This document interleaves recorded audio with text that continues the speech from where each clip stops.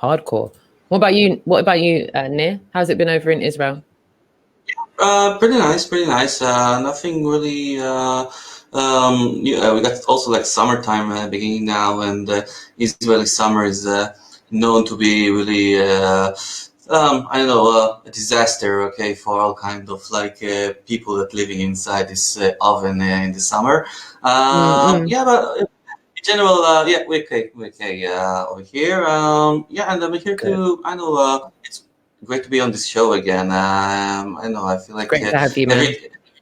every time that I'm performing on your shows, I'm just waiting for the next one, and becoming like a weekly thing. So I'm satisfied with that. Nice, nice. Well, but now that you're here, me and Double want to know what's been going on in Israel. What's been going on in your world, Nir? Let us know. Oh yeah, that's the thing. Today I don't want to talk to you about Israel so much. Like usually giving you all the kind of like Corona reports or whatever is going on with politics. But today I don't want to speak about that because also there's nothing really new. You're just experiencing this second wave, which is slowing down. And once it will get to a critical point, I will let you know about it. I want to talk about different things today, and it's actually related to my personal things that I'm doing on my channel. Today, like this week, I announced that I'm gonna finishing up my broadcast with ESH News, mainly like the shows with the interviews that I used to do on a weekly basis, Uh-huh. and I'm gonna keep being involved, but in a little bit of low volume, mainly on your shows if you will still have me, of Of course. course, Nir. Of course. Listen, there's nothing wrong with a little bit of diversification. Okay, just diversifying, and that we commend and fully support. So nice one, nice one. Yeah, and I also felt that I don't know. I started up this channel back in September when after Mm-hmm. we got Yep. back from Amsterdam, and it's been like till June. So it's more or less like football season or something like that. It's kind of like Uh-huh. I told myself, yeah, this is the frame of time that I was active, and now I need to have a recess to I don't know adjust myself better for the future. Let's say like Uh-huh. that. Now, the reason that I kind of like established ESH News over here in Israel was mainly like two reasons. The first one was more like a personal reason that I was just asking for the truth, looking for the truth, and I thought that if I will establish this kind of like channel and I will bring all kind of people to interview me, so I will get to hear their opinions and maybe get closer to the truth in that way. Okay, just to hear what people are thinking, and this is, I Uh-huh. guess, the way that I been concluding that this is the best way after being really, really disappointed with what the media had to offer me throughout the years. So um,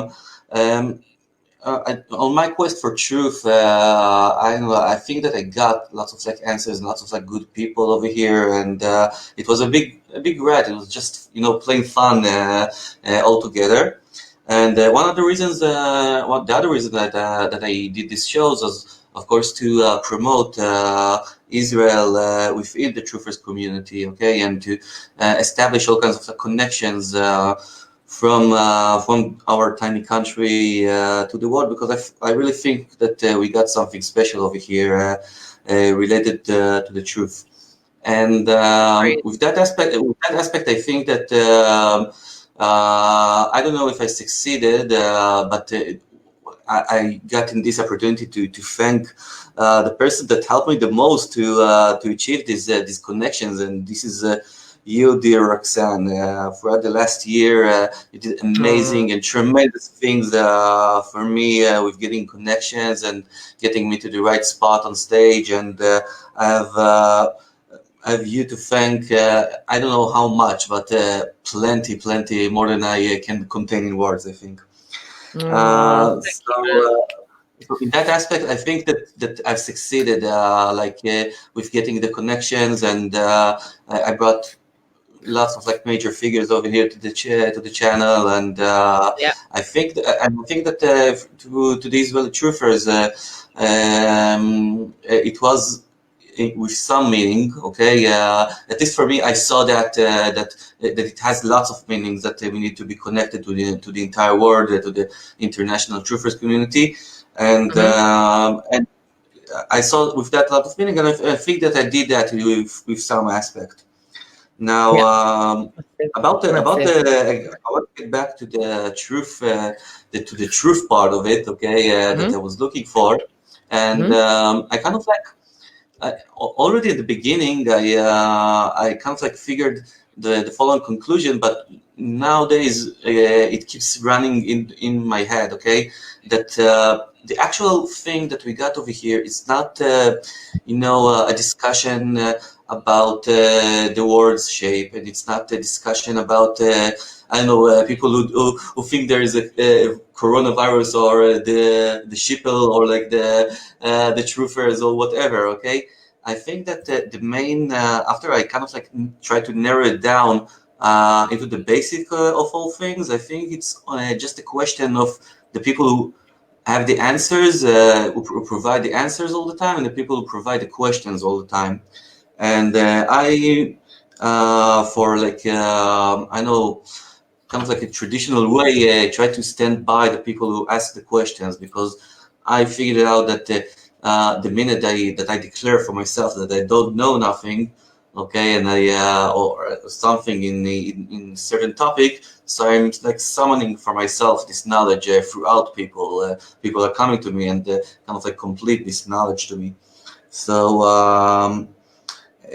so I kind of like decided to stick with the people who keep asking questions, and I think that somewhere along the way, I kind of like lost a little bit of the willing to keep asking questions, and it got into this.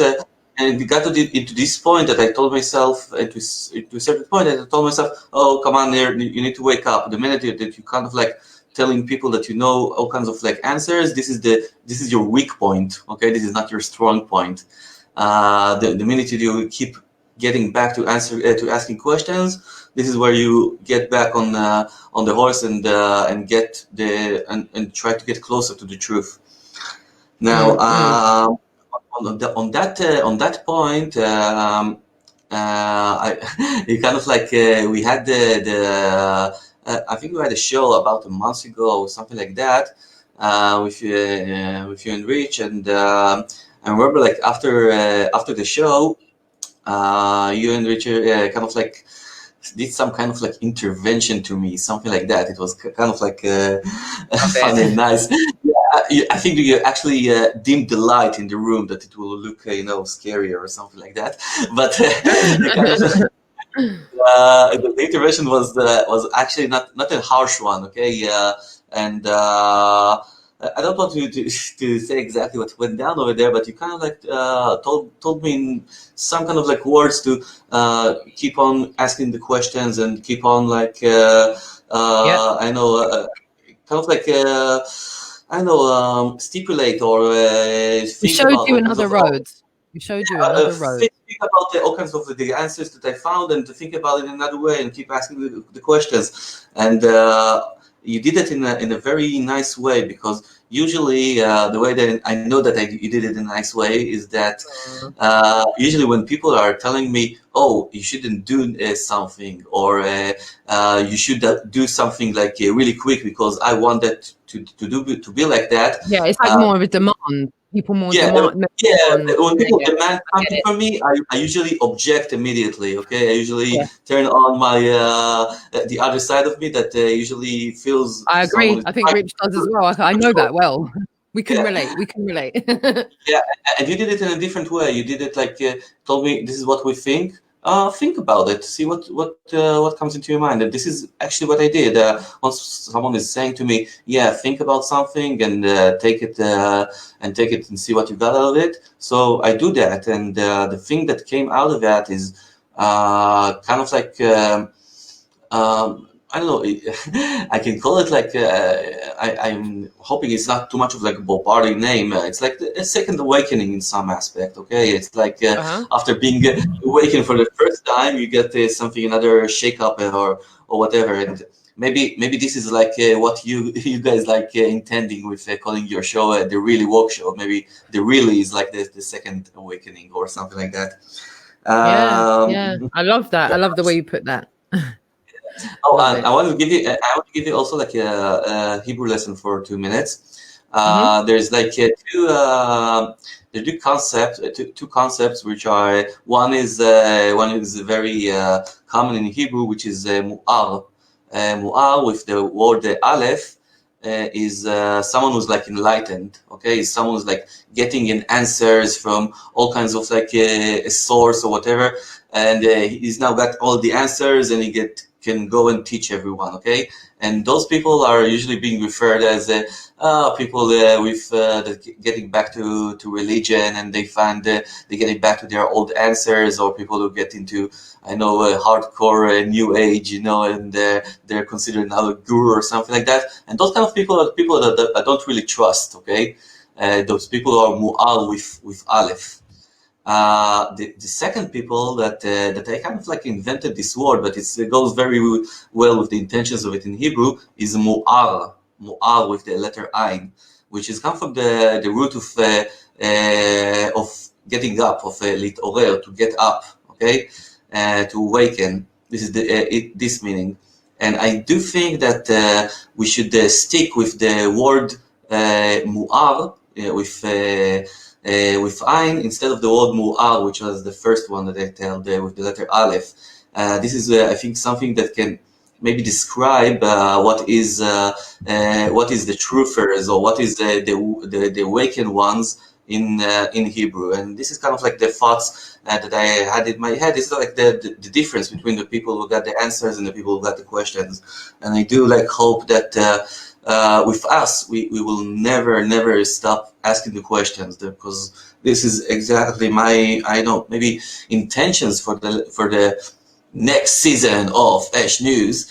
I don't know, to keep on asking the questions, and I think that I'm gonna be more like into our own word, and try to understand more completely how these the building blocks that we got in our world, how do they operate, or what operates them, okay? And this got to do very much with the non-physical world, because the building blocks is the physical world. This is what we're seeing, okay? The reflection of the reality that we get from our senses. But the ones which are like beyond our senses, this is a thing that actually the one that moves and operates all those building blocks. And once we will get to know this mechanism that actually operates everything, I think that we will have lots of control and power to do the greater good for the entire world, I think. And I guess this is more or less my thoughts that I gave for when I will be back. It will be in a few months, I guess, but till then I'm like all yours over here, and I will keep on doing my international performances, shows abroad, because I think it's like really important we keep on doing that. No, we appreciate that. And while you're going through this transition, the fact that you're rolling with the Really Woke Show means a great deal to us. Because if it wasn't for where you are and what you see, we wouldn't get the level of detail we do. And this is what makes the Really Woke Show so important to me and Rich anyway, is the fact that it's not just an echo chamber of me and Rich. There's you, there's Philip, there's Jess, there's Noel, there's Derek. There's a whole squad of us that are across the international plane. Yeah, man, we're not socially distancing. No social distancing. None whatsoever. Absolutely none. But it's what makes us special, Rich. We can do it with the second wind. We can do it with the second